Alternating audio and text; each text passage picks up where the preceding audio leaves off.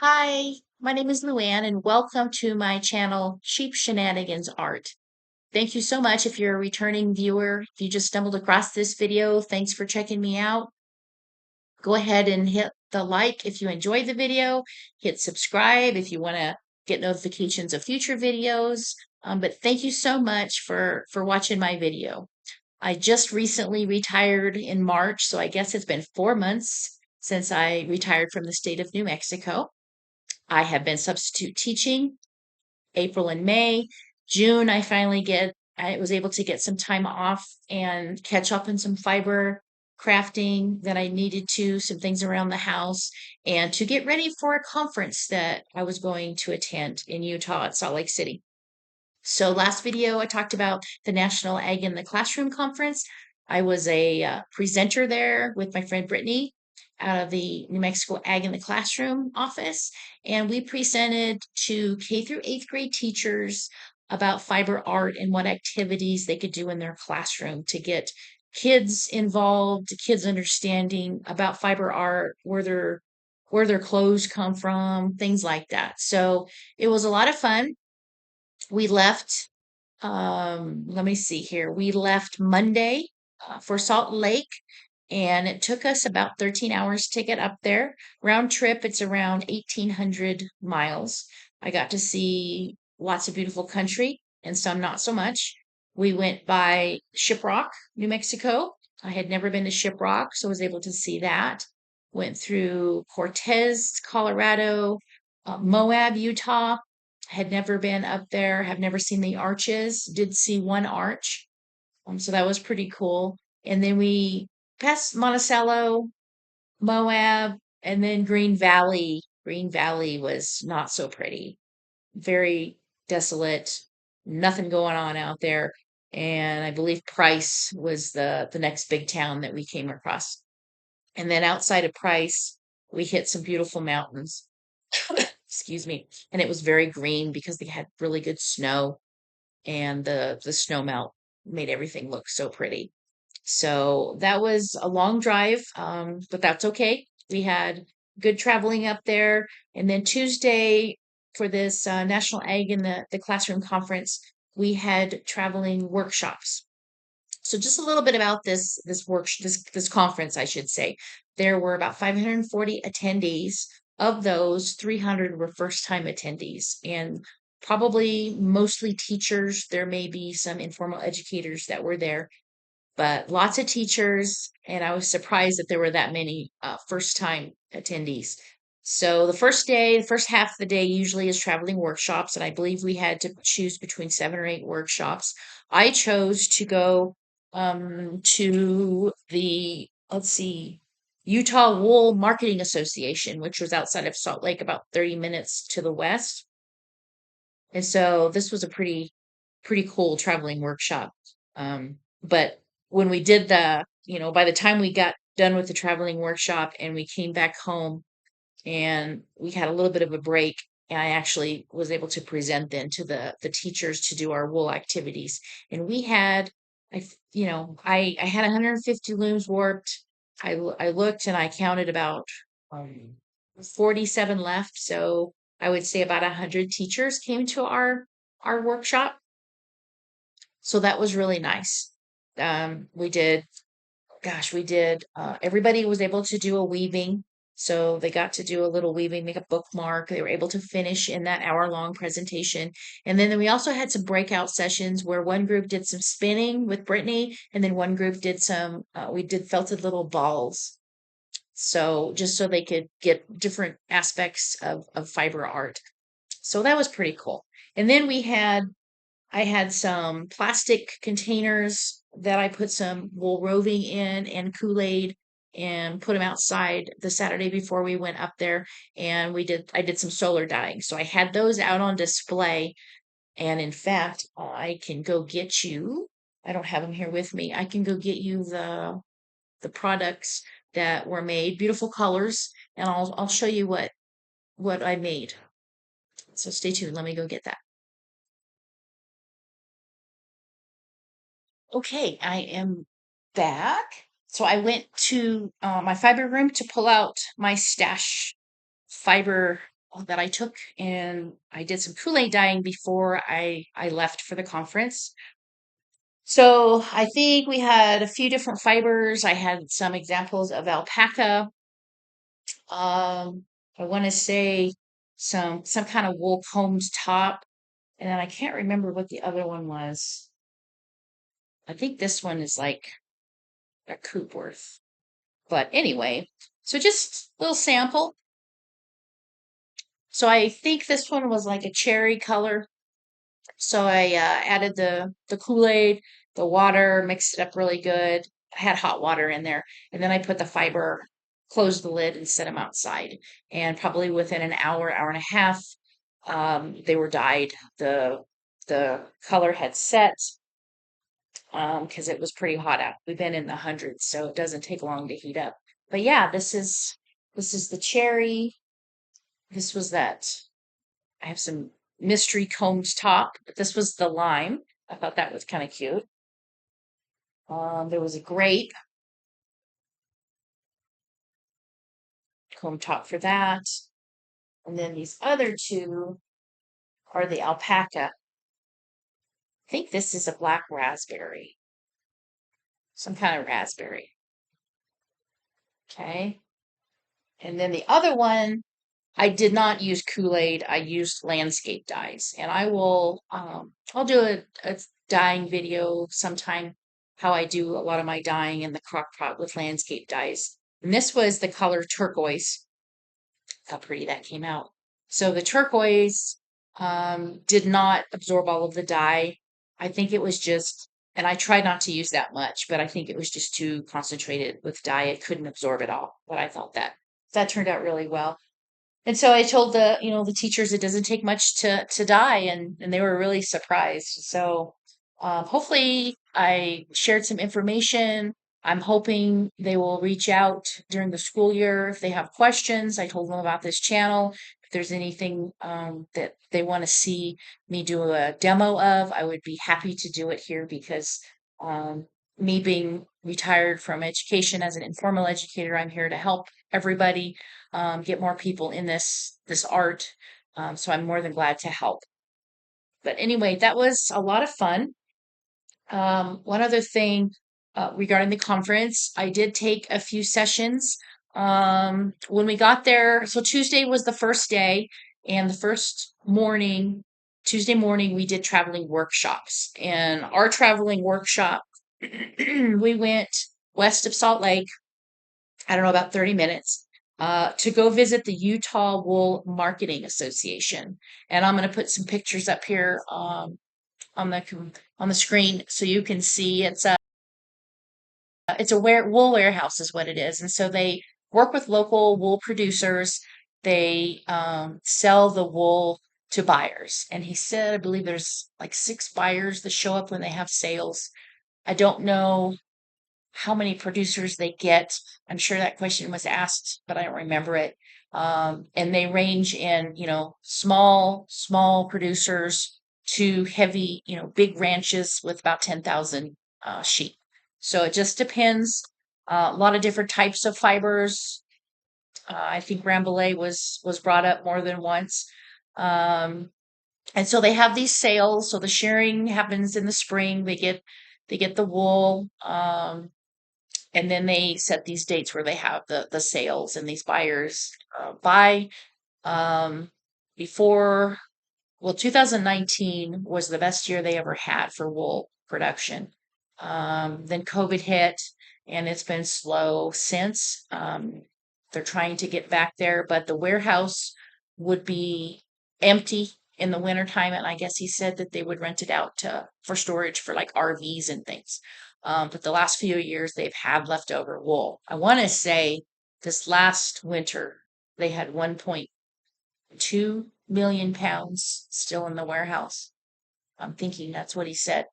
Um, and that warehouse was full. What are we in the end of June here? The warehouse was full, and it was lots of wool in there. So I believe it over the winter time. If they don't get that sold, it's just gonna stay in there. And they had some wool from I think 2021 still, because I asked about moths if he had any issues with that. So But it was a very interesting talk.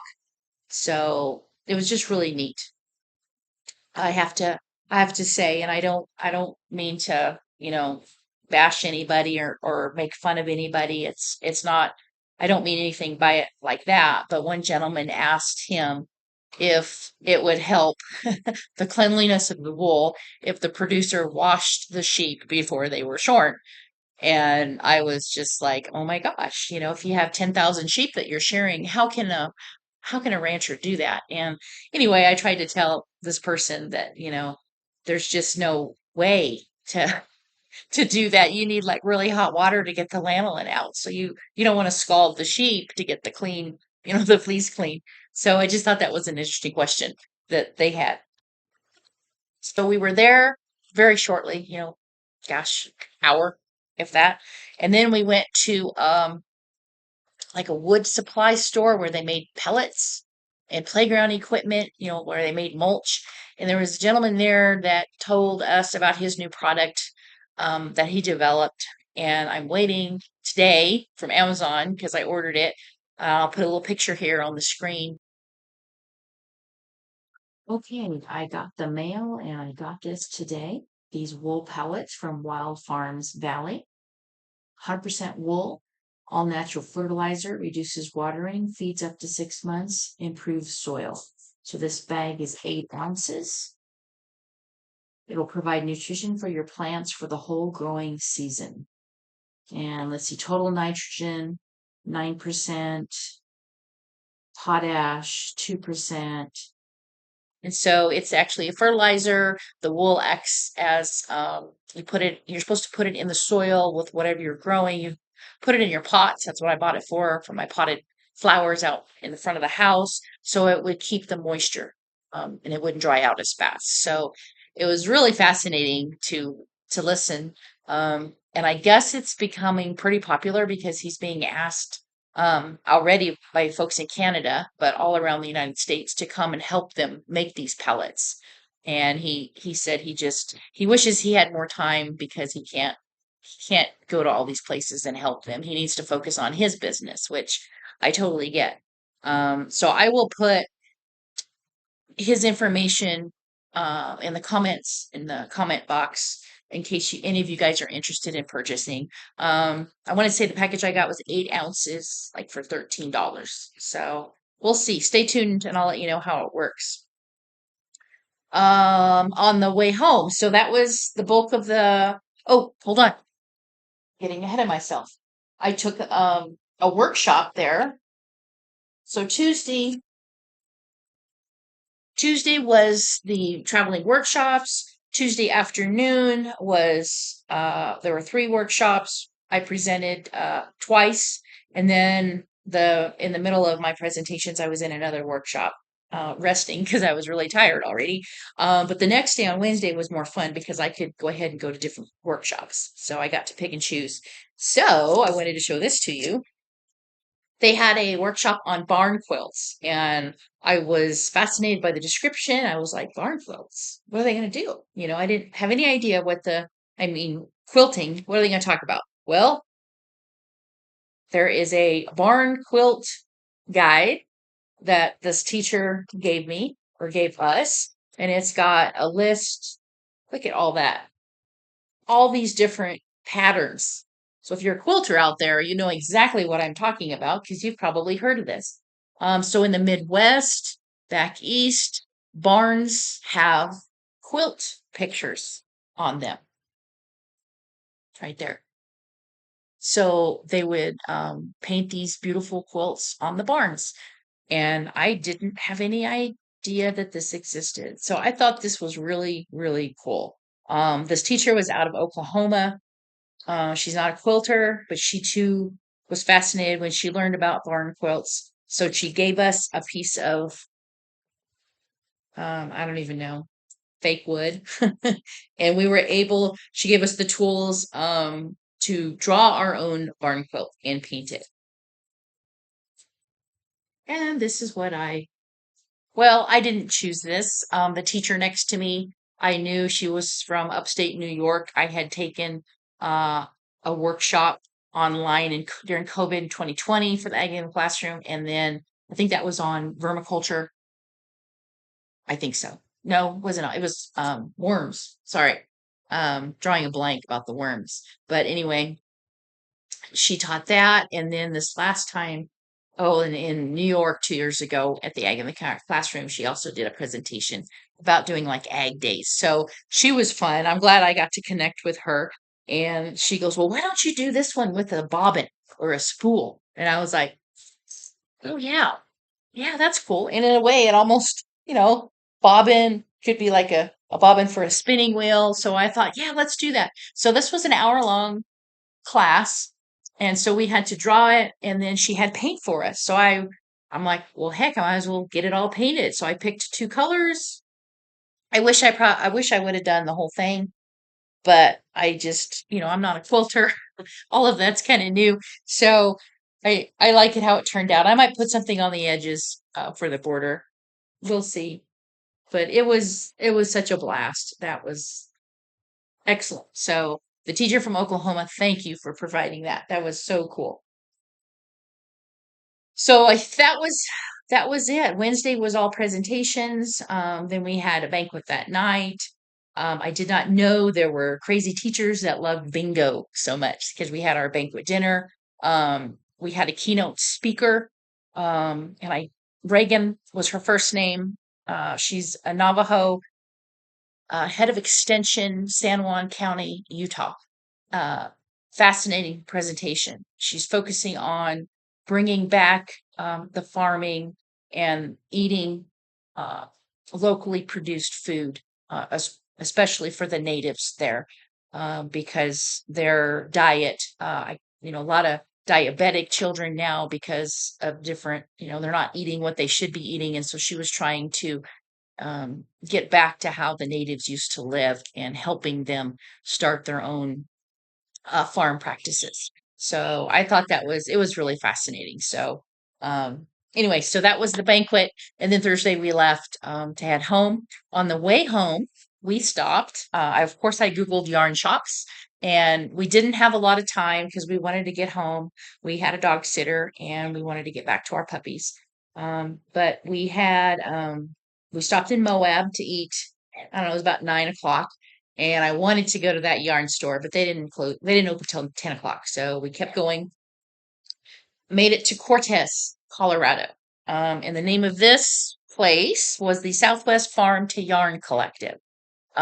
Really neat place. Lots of beautiful, beautiful yarn, dyed yarn, and they had some roving, dyed roving, a little bit of cleaned, processed wool. But what I looked at was they were a dealer of the cactus flower looms, which I'm a fan of, and I showed you, I believe, in my first video. Um, anyway, there's a Cherry Creek Valley Farms that make weaving tools. So I bought this little nitty notty, and this is their little card.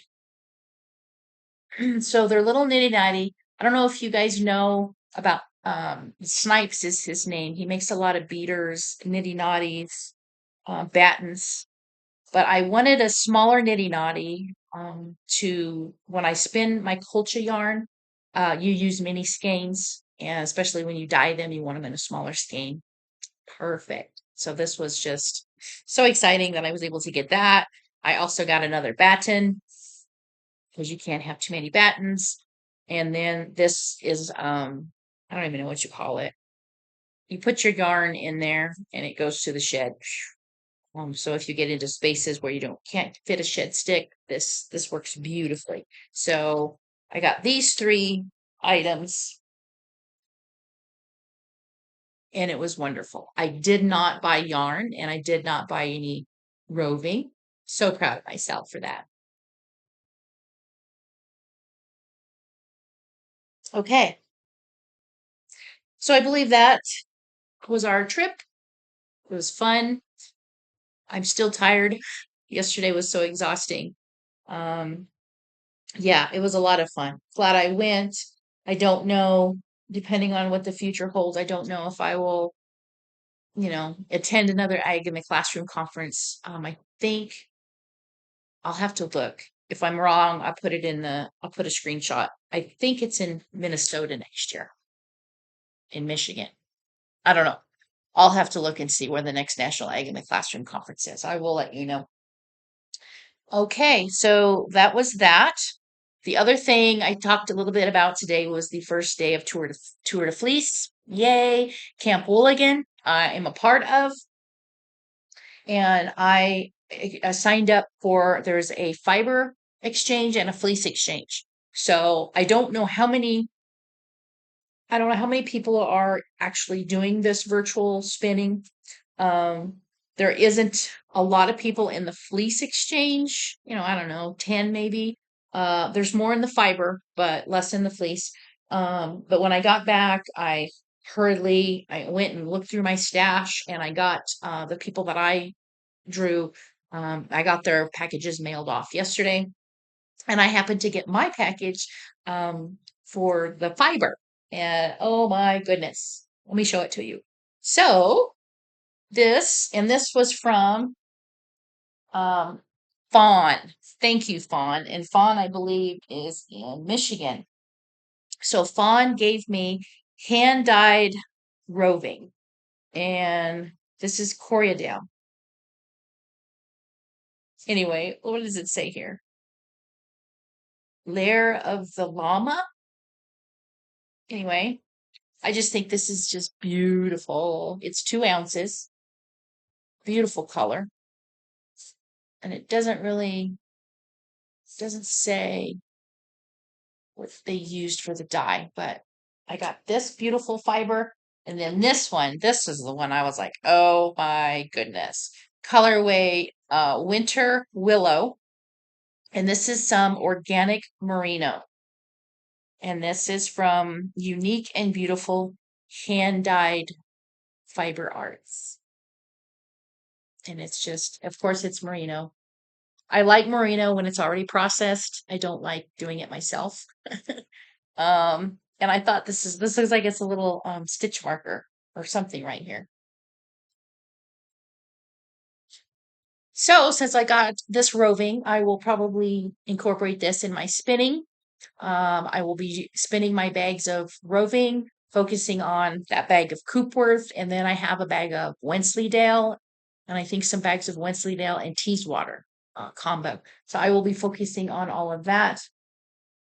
I also have, and once I get to it, I can show you. I did purchase some uh, roving natural colors that I wanted to spin singles to ply with some hand spun, hand dyed wool that I already have spun up on a bobbin.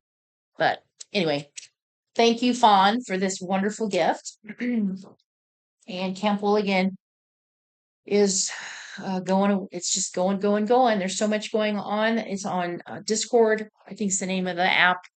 First time on there, and it's a little overwhelming. All of the threads, all of the comments, all the messaging.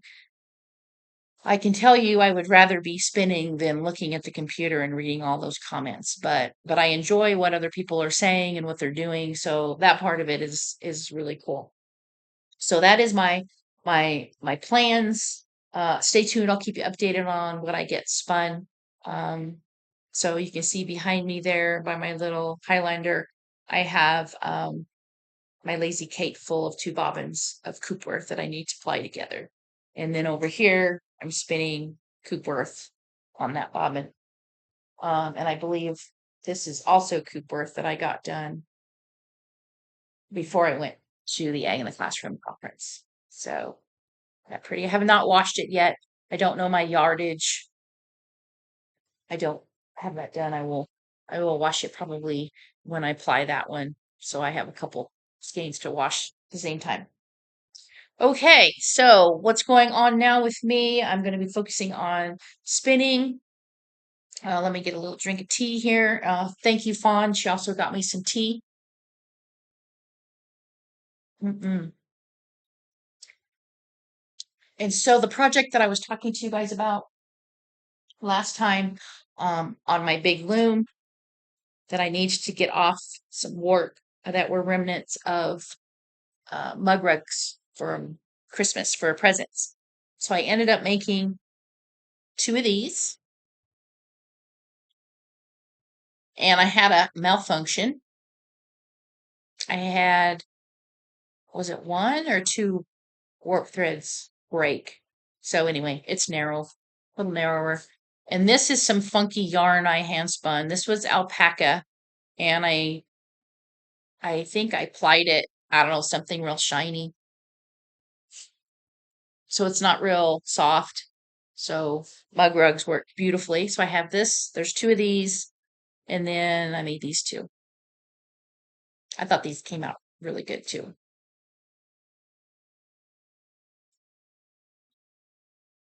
This is just some yarn I had. I think it's like chenille, basically.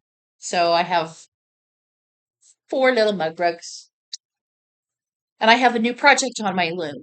I used my warping mill for the first time. It's a used, new to me warping mill that a friend had fixed so it would work. I'll put a picture up on the screen. I was able to do 9 yards. It went relatively quickly. It was a lot easier than winding it on a warping board. I'll tell you that. So I used that for the first time. I also had some warping helpers that I used that really made it a lot quicker, a lot easier. They held my lease sticks. I'll put a picture up on the screen for that. And those I got during Christmas, so I was able to use those. It was wonderful. But I'm weaving some rugs now. So let me grab something and I'll show you what I'm using for my weft. All right, so went over to my loom really quick because it's just right in there in my patio. So this is what my little warp helpers came in. Little bag. Just wanted to pull them out here so you can see it. And I have a card I will enter. She's on Etsy. So this is one side. So what you do is you snap this around your back beam. Okay. This is where one leaf stick goes in. You snap it down. And then this is where the other one goes in. You snap that down. And then this side goes to the front beam. So it holds everything just super, super tight, doesn't fall off. You don't need to put tons of yarn or rope around everything to keep it all nice and neat when you're warping. So I would highly recommend the little warp helpers. So this is what I'm weaving. So these are like, I don't know, we got these before COVID. We went to a fiber show, and we had a little booth, and our neighbor had a bunch of these rugs made out of this stuff. And I cannot remember where we purchased it, but they're the cutoffs from rugs. Like Pendleton has scraps of this stuff that you can buy, and it comes very messy. So you have to wind it all into a ball on your own. See, there's gaps in it, but it's just a bunch of scraps. But boy, does it make really nice rugs. So I have chosen like a gray and a blue colors for this first rug. So I have 9 yards, hoping to get 3 rugs out of it. And then once those are done, I don't know if I want to probably take a break from that, and then I want to do my alpaca rug because I need to spend a little bit more coarse spun alpaca for that, which I can do during the tour.